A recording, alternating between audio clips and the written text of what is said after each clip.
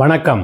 குற்றத்துக்கு ஆளாகி 30 நாட்களுக்கு மேல் போலீஸ் காவலில் இருக்க நேர்ந்தால் பிரதமராக இருந்தாலும் பதவியை பறிக்கும் மசோதா சமீபத்தில் பார்லிமெண்ட்டில் தாக்கல் செய்யப்பட்டது.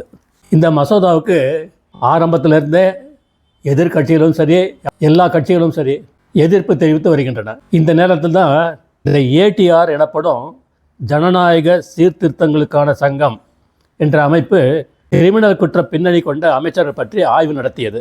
இதுக்காக அவங்க என்ன பண்ணாங்கன்னா 27 மாநிலங்கள் மற்றும் 3 யூனியன் பிரதேசங்கள் மற்றும் மத்திய அமைச்சரவையில் இடம்பெற்ற அமைச்சர்கள் என 643 அமைச்சர்கள் தேர்தலின் போது தாக்கல் செய்த பிரமாண பத்திரத்தை ஆய்வு செய்தது. அதில் 302 அமைச்சர்கள், அதாவது 47% பேர் கிரிமினல் குற்றச்சாட்டுகள் இருப்பது தெரிய வந்துள்ளது. அந்த 302 அமைச்சர்களில் 174 பேர் மீது தீவிரமான கிரிமினல் வழக்குகள் உள்ளது என ஏடிஆர் அறிக்கை தெரிவிக்கிறது. தமிழ்நாட்டை பொறுத்தவரை திமுக தான் இப்போ ஆட்சியில் இருக்குது.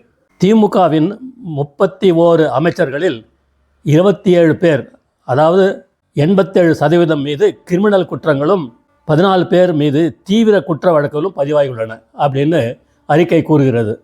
தமிழ்நாட்டில் தேர்தல் வரப்போகிறது 2026.